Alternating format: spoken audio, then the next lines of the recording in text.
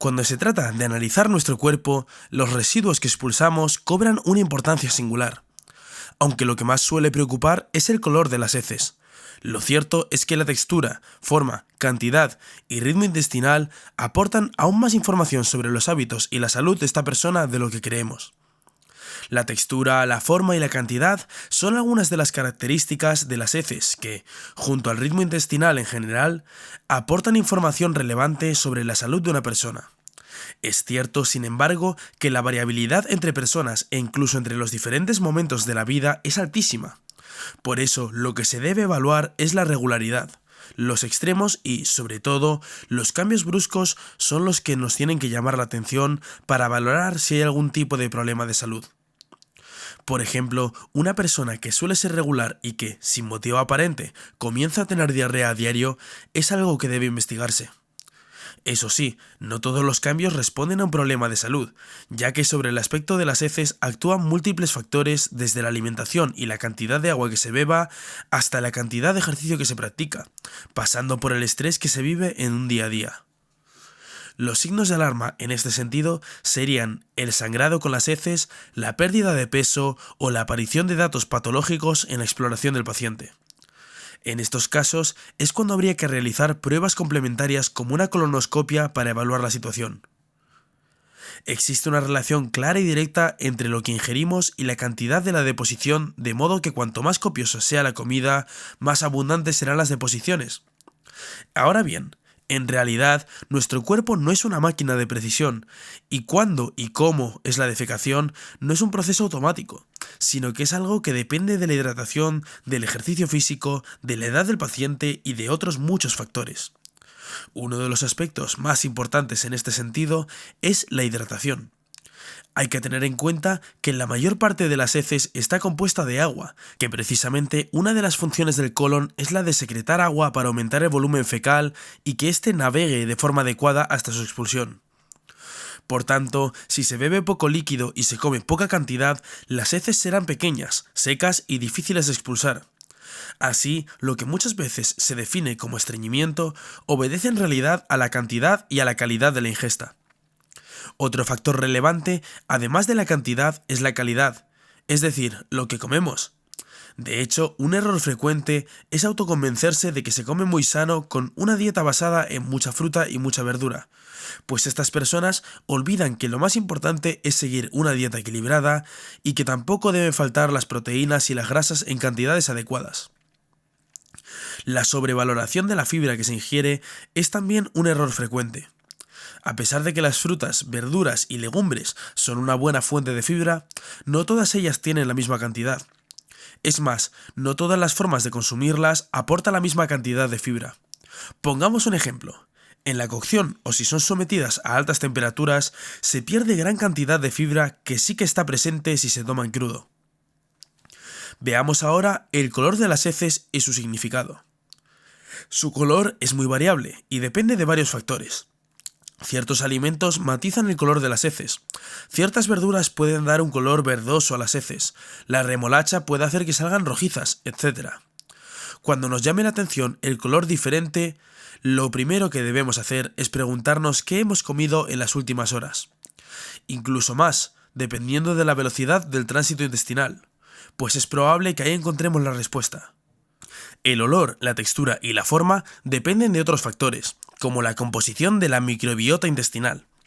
Cuando ésta está alterada debido, por ejemplo, a la toma de antibióticos o a la presencia de algunas infecciones, la composición de las heces será diferente. Del mismo modo, ciertos medicamentos pueden cambiar el color de las heces, y eso en realidad no es más que una manifestación de que se está tomando un fármaco concreto.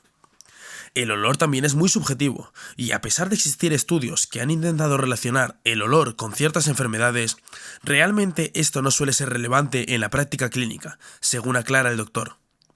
Respecto al color, solamente son interesantes desde el punto de vista patológico la emisión de heces blancas o negras.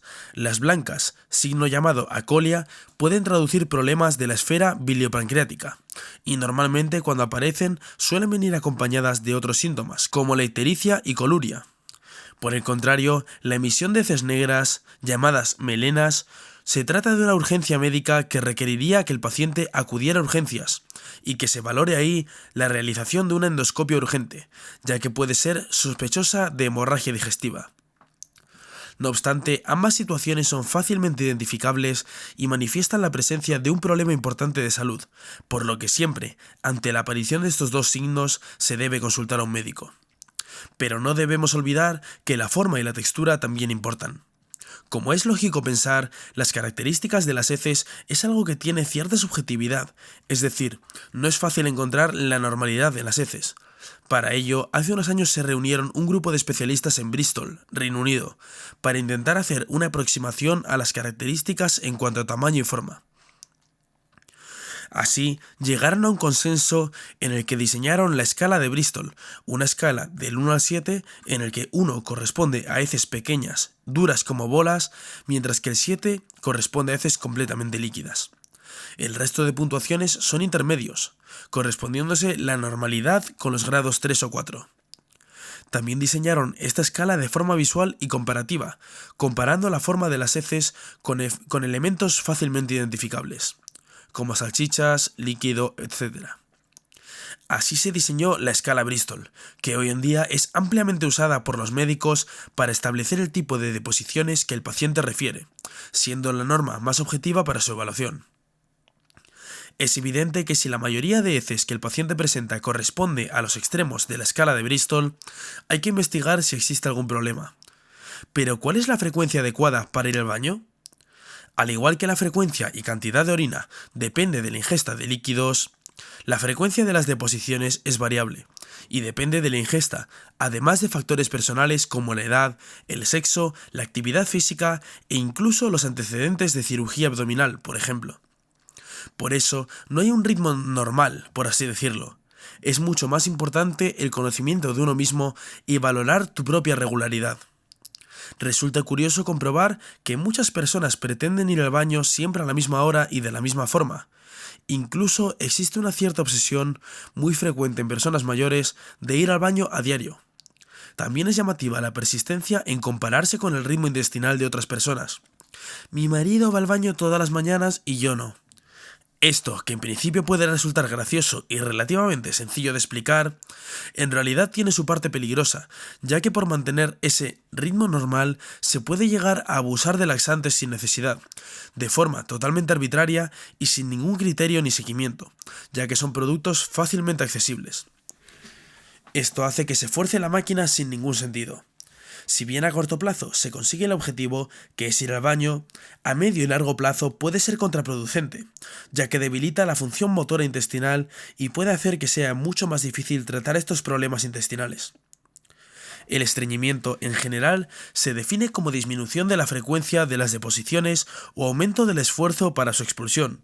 Por tanto, muchas veces es diferente el concepto de estreñimiento que tiene el paciente respecto al que tienen los médicos. Es fundamental hacer una historia clínica completa, incidiendo mucho en la frecuencia y en la calidad de las heces del paciente, usando elementos visuales o incluso recomendando que lleven un diario, para poder ser lo más objetivos posible. Por otro lado, el estreñimiento puede ser agudo, en un momento puntual por alguna circunstancia concreta, como puede ser estar a dieta, estar inmovilizado o haber sido sometido a algún tipo de cirugía, por ejemplo. O también, por otro lado, podría cronificarse y dar lugar a que sea esa la relación habitual del paciente con el baño. En estos casos, merece la pena hacer un estudio completo para descartar causas patológicas del estreñimiento y para evaluar dietas, consejos y tratamientos específicos. Si el estreñimiento ha supuesto un cambio brusco en el hábito intestinal sin ninguna causa justificada, también puede ser un signo de alerta que obliga al profesional a estudiar al paciente. Y esto ha sido todo por el vídeo de hoy. Si te ha gustado, no dudes en darle me gusta y compártelo con gente a quien creas que pueda interesarle. Muchas gracias por ver el vídeo.